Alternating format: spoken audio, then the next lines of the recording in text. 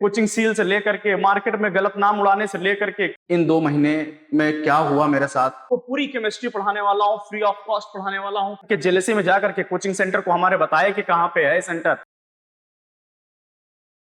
जय हिंद प्यारे बच्चों, क्या हाल है सबके। 2 महीने बच्चा बीत गए हैं। अब 2 महीने बाद मैं डिजिटल प्लेटफॉर्म पे आया हूँ, और डिजिटल प्लेटफॉर्म पे आया किस लिए हूँ, आप सभी लोगों का थैंक यू बोलने आया हूँ। बहुत सारे बच्चों के मुझे मैसेज आए थे, बहुत सारे बच्चों के मुझे कॉल आए थे, और बहुत सारे बच्चे हर माध्यम से, कई बच्चों ने यूट्यूब पे कमेंट करके, कई बच्चों ने इंस्टा और कहाँ कहाँ मुझे ढूंढ करके हम तक पहुंचे हैं। कई बच्चे जो ऑनलाइन हमसे जुड़े हुए थे, मेरे ऑफलाइन सेंटर तक पहुंच गए हमसे मिलने के लिए। बच्चों, जिन लोगों को नहीं पता है, आज मैं उनसे बहुत सारी चीजें डिस्कस करने वाला हूं कि इन 2 महीने में क्या हुआ मेरे साथ, और आखिर आपकी रीनीट की लड़ाई लड़ते लड़ते और आखिरी वक्त तक आपके साथ जब लड़ाई लड़ी, उसके बाद इफेक्ट क्या क्या हुआ है हमारे साथ में, और क्यों 2 महीना तक एकदम से डिजिटल प्लेटफॉर्म से मैं आपसे दूर रहा।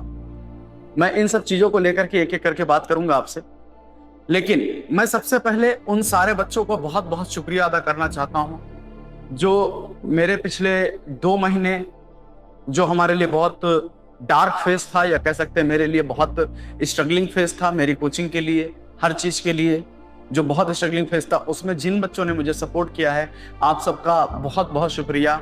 और जिन बच्चों ने आ करके मिले हैं हमसे, जो हमारे साथ खड़े रहे हैं, जो बच्चे हमसे फोन पे भी जुड़े रहे हैं, उन सभी लोग को मैं आज बहुत बहुत थैंक यू बोलना चाहता हूँ। बच्चों, कोई ड्रामा क्रिएट करना काम नहीं था। रीनीट की लड़ाई लड़ रहे थे, और रीनीट की लड़ाई आपको पता है कि हम 7 मई से लड़े थे। 2024 एग्जाम जो हुआ था, उसकी लड़ाई 7 मई से लड़े थे, जब पहली बार थोड़ी बहुत इंफॉर्मेशन आई थी कि पेपर लीक। मंगलवार को नीट 2024 के नतीजों की घोषणा के बाद से नेशनल टेस्टिंग एजेंसी एनटीए पर सवाल या ऐसे चीजें मसले हुए थे। उन सब चीजों से आपको पता है कि एक एक वीडियो बनाने से लेकर के मैंने बहुत सारी वीडियोस बनाई, बहुत सारे एविडेंसेस जिसकी जरूरत थी, पटना एफआईआर कॉपी से लेकर के, गुजरात एफआईआर कॉपी से लेकर के, जो चीजें रिक्वायरमेंट थी वो सारी चीजें इकट्ठा की गई।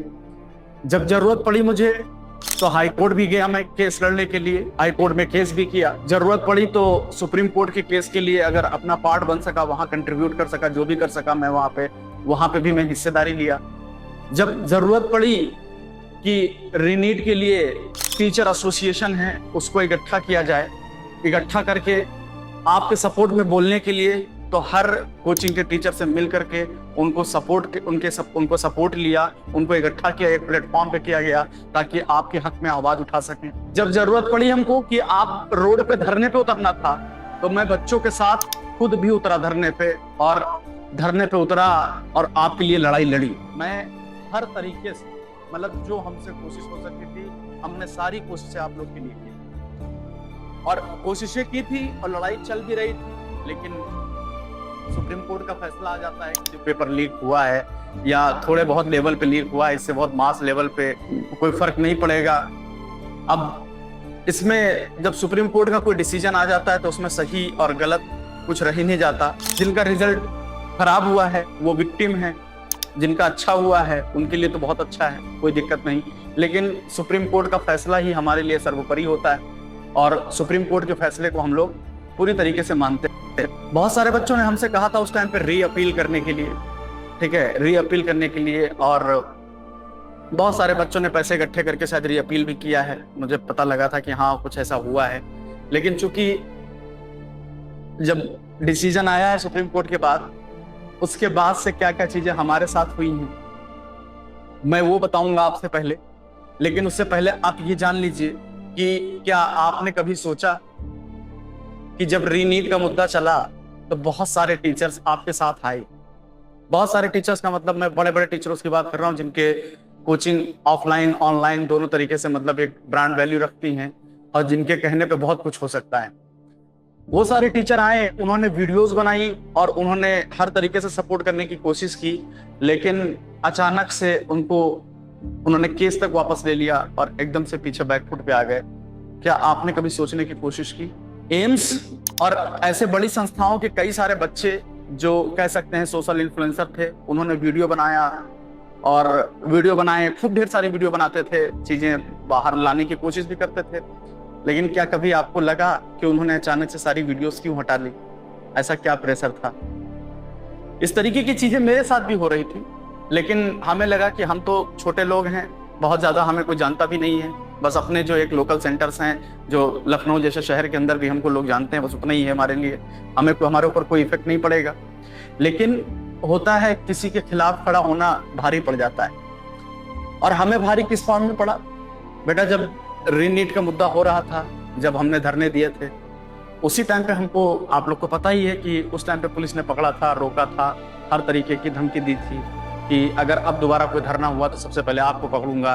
ये सारी चीजें, बहुत सारी चीजें हुई थी, आप लोग देखे भी होंगे और अब वीडियो के माध्यम से भी देख सकते हैं। अभी भी शुरुआत वहां से होती है, वहां से पीछे लोग पड़ जाते हैं, क्योंकि हमने कई बार ऐसे भी कमेंट किए थे कि आज इस समय जब रीनीट का मुद्दा हो रहा था, उस टाइम की बात कर रहा हूँ, उस टाइम पे मैंने ये बात बोली थी कि अगर आप इस समय भी बच्चों का साथ नहीं दे सकते हैं तो फिर कोई भी हो, चाहे वो टीचर हो, चाहे वो कोई पेरेंट्स हों, अगर आज दो पार्ट में बट रहे थे तो मैंने उन पे कमेंट किया था कि शायद ये गलत होगा, सही और गलत में आपने गलत को चुना है, सही को नहीं चुना है। तो शायद कई लोगों को बात मेरी बुरी लगी होगी, और बात 31 जुलाई की है, ठीक है। चीजें पहले भी हो रही थी, लेकिन जो मेरा मुद्दा है, मैं मेन मुद्दे पे आ जाता हूँ। 31 जुलाई से पहले एक दुर्घटना होती है दिल्ली में कि बेसमेंट में कोचिंग में 2-3 बच्चों की मौत हो जाती है, 3 बच्चों की मौत हो जाती है, और वहाँ पे बेसमेंट की कोचिंग के ऊपर ताले लगने शुरू हो जाते हैं। मेरा जहाँ कोचिंग है, यहाँ पे ऐसे 7 कोचिंगें थी, 6 से 7 कोचिंग लाइब्रेरी मिला करके 6-7 कोचिंगें थी जो बेसमेंट में थी, लेकिन उसमें से सिर्फ 2 लोग की कोचिंग को सील कर दिया गया। मेरी कोचिंग बेसमेंट में थी, मेरा मतलब कोचिंग सिर्फ क्लासरूम बेसमेंट में था, बाकी चीजें ऊपर थी। पूरा क्लासरूम सील कर दिया गया हमारा 31 जुलाई को। बच्चों, जब सील किया गया है कोचिंग, तो एक स्टेटमेंट होता है, लोग बोलते भी हैं, कहावत होती है कि पैरों के नीचे से जमीन निकल जाना। लेकिन आप यकीन माने, उस समय हमारे लिए पैरों के नीचे से जमीन निकली नहीं थी, किसी ने मेरे पैरों के नीचे से जमीन खींच ली थी। एक इमोशनल टच होता है जब हम किसी सेंटर से जुड़े होते हैं, और पिछले 7-8 साल से उस कोचिंग सेंटर से जुड़े हुए, मतलब बच्चों को मैंने पढ़ाया है, हजारों बच्चों को डॉक्टर बनाया है। कोई ऐसा मेडिकल कॉलेज नहीं उत्तर प्रदेश में जहाँ पे हमने मेरे बच्चे पढ़ाए डॉक्टर ना पढ़ रहे हो। दिल्ली में मेरे बच्चे पढ़ाए डॉक्टर्स पढ़ रहे हैं, सब डॉक्टर्स बने। गलत काम तो नहीं किया था हमने। अगर इतना ही था, मैं मानता हूं, सभी लोग कह रहे हैं कि बेसमेंट में पढ़ाना गलत था, बेसमेंट में पढ़ाना गलत था। ठीक है, मैं मानता हूं बेसमेंट में पढ़ाना गलत था, क्लासरूम थी, नॉर्म्स को नहीं फॉलो किए गए। लेकिन अगर 5-6 साल से चल रहा था तो थोड़ा सा वक्त, मोहलत तो दी ही जा सकती थी ना, कि सर आप समय ले लीजिए, हफ्ते 10 दिन के अंदर आप अपनी कोचिंग ढूंढ के दूसरी जगह शिफ्ट हो जाइए। इतना मोहलत दे दी गई होती, हमें 1 हफ्ते 10 दिन का मौका दे दिया गया होता। लेकिन जब कोई दुर्घटना हो जाती है तो सारे नियम टाइट हो जाते हैं, सब कुछ हो जाता है, और सब कुछ उठा के बंद कर दिया गया। 31 जुलाई को बच्चों मेरी कोचिंग को पूरी तरीके से सील कर दी गई। जिस लखनऊ के अंदर मैं एक टीचर था, जहां पे एक हमारा वजूद था, जहां मैं खड़े होकर के पढ़ाता था, हजारों बच्चों को जिस जगह से मैंने डॉक्टर बनाया, उस जगह पे मैं घुस नहीं सकता। और चलिए ठीक है, आप दिल्ली दुर्घटना के लिए सील कर रहे थे, तो सिर्फ मेरी कोचिंग, सिर्फ मेरी और मेरे साथ में जो एक टीचर और थे जिन्होंने सपोर्ट में धरने में मेरे बगल में जो खड़े हुए हैं सर, सिर्फ 2 ही लोग, बाकी क्या 5-6 कोचिंग नहीं थी? और जस्ट मेरे बगल में पूरा बेसमेंट के अंदर मार्केट चलता है। क्या वो मार्केट के अंदर लोग अमर हो गए थे? क्या वहां पे लोगों की मौत नहीं हो सकती थी, दुर्घटना नहीं हो सकती थी? लेकिन नहीं, आप हक के लिए जो आवाज उठा दे, उसको किसी भी तरीके से कमजोर करके खत्म कर दिया जाए। खत्म कर दिया गया, सील कर दिया गया। लेकिन कितना भी कोशिश कर लिए, जो लोग जेलसी में ये काम किए, जिन्होंने मेरा नाम बताया, मेरे कोचिंग को ले जाकर के लोगों ने छोड़ा और बताया कि कहां पे है कोचिंग सर की, नाम सभी लोग जानते हैं, लेकिन ये थोड़ी किसी को पता था कि बेसमेंट में है कोचिंग। लेकिन कुछ लोग को जिनको पता था, जो जा करके जेलसी में जा करके कोचिंग सेंटर को हमारे बताया कि कहां पे है सेंटर और कहां पे ये इस तरीके की चीजें हैं। आप लोग को शर्म आनी चाहिए। कि अगर किसी के हक में आवाज उठाना गलत है और आप उसको सपोर्ट कर रहे हैं तो आप खुद सोचिएगा। और आपके करने से कुछ नहीं हुआ, मेरे हिम्मत को तुम तोड़ नहीं पाए। अरे मेरी हिम्मत मेरे अपनी वजह से थोड़ी है, मेरे अपने वजह से थोड़ी है। हमारे पीछे एक सपोर्ट है। और किसका सपोर्ट है? अरे भाई आप लोग का सपोर्ट है, बच्चों का सपोर्ट है, हमें बच्चों का सपोर्ट है। जिस दिन मेरी कोचिंग सील हुई है, 31 जुलाई की बात बताता हूं मैं, 31 जुलाई को कोचिंग सील हुई है। मैं 31 जुलाई के बाद 1 अगस्त को बैठा हुआ था, एक चाय की दुकान पे खड़ा हुआ था, सारे बच्चे खड़े होकर के सब कोचिंग से आ करके कि सर आप कोचिंग शुरू करिए, आप कहीं भी पढ़ेंगे, हमें किसी चीज की जरूरत नहीं है, हमें ना एसी की जरूरत है, ना मुझे टीवी की जरूरत है, ना मुझे एलईडी पैनल पे पढ़ने की जरूरत है, आप कहीं भी पढ़ा दीजिए, हम पढ़ने के लिए तैयार हैं। जब ऐसे सपोर्ट सिस्टम के साथ मेरे ऐसे सपोर्टिव बच्चे हमारे साथ खड़े हैं तो मुझे आप तोड़ने के लिए भूल जाइए कि मुझे आप कमजोर कर सकते हैं या मेरी हिम्मत को तोड़ सकते हैं। और नहीं तोड़ पाए, आप नहीं तोड़ पाए। मैं वापस खड़ा हुआ 31 जुलाई को। आप लोग से वीडियोस वगैरह पे इसीलिए बात नहीं कर पाया बेटा, बहुत डिस्टर्ब कर दिया गया था मुझे। 2 महीने मुझे बहुत डिस्टर्ब कर दिया गया, अलग अलग तरीके से डिस्टर्ब किया गया, पुलिस प्रशासन से लेकर के, कोचिंग सील से लेकर के, मार्केट में गलत नाम उड़ाने से लेकर के, क्या क्या चीजें नहीं की गई हमारे लिए। लेकिन क्या इससे मुझे कमजोर कर पाए? नहीं कमजोर कर पाए। मैं उन बच्चों को थैंक्स बोलना चाहता हूं कि 31 जुलाई को मेरी कोचिंग सील होती है। मैं एक स्पेस, बच्चे आते हैं, सब बच्चे आते हैं, मुझे बोलते हैं कि सर आप शुरू करिए कोचिंग, मैं आपके साथ खड़ा हूं। और उन बच्चों की हिम्मत से मुझे इतनी हिम्मत मिली कि मैं 6 अगस्त को एक कोचिंग सेंटर के लिए पूरा हॉल लेकर के कोचिंग ओपन किया हूं। और यकीन मानिए मैं बहुत शुक्रगुजार हूं, बहुत थैंकफुल हूं उन बच्चों का कि जो बच्चे मेरे पास पढ़ रहे हैं ऑफलाइन सेंटर में, कि मेरे क्लासरूम के अंदर किसी भी तरीके का ना कोई लाइट था, ना कोई पंखा था, ना कोई एसी था। और 6 अगस्त की बात है, 6 अगस्त दोपहर में 2 बजे एकदम तपती दोपहर था, एकदम बिल्कुल कड़ी धूप थी। और उस गर्मी के अंदर पूरा बच्चा क्लास में बैठा हुआ था, एक एक बच्चा क्लास कर रहा था। मैं पूरा भीग चुका था, पसीने से मैं भीग गया। बगैर पंखे, बगैर एसी, बगैर लाइट के बच्चों ने क्लास की। ऐसा सपोर्ट ले आओगे कहां से? जब आप बच्चों के हक में खड़े होगे ना, तब तो बच्चे आपके साथ खड़े होंगे। बच्चों ने मुझे सपोर्ट दिया और मैं वापस खड़ा हुआ।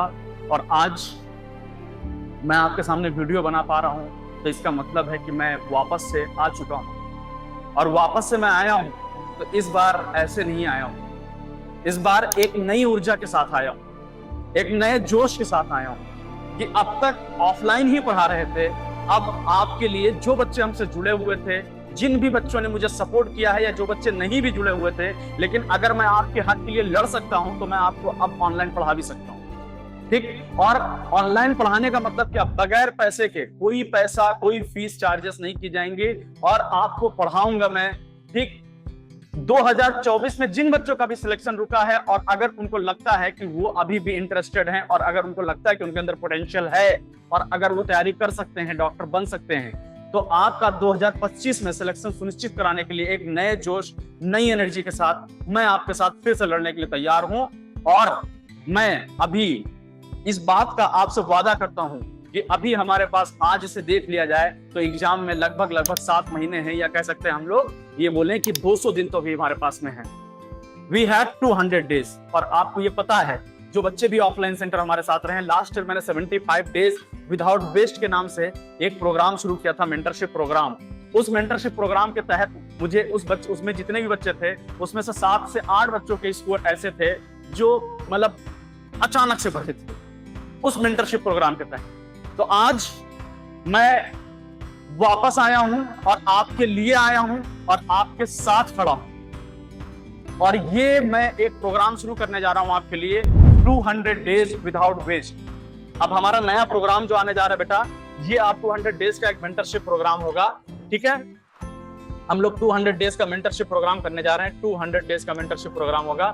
अब उस मेंटरशिप प्रोग्राम के अंदर क्या क्या होगा, वो सारी चीजें मैं आपको बताने वाला हूं कि उसमें क्या क्या होने वाला है मेंटरशिप प्रोग्राम के बारे में।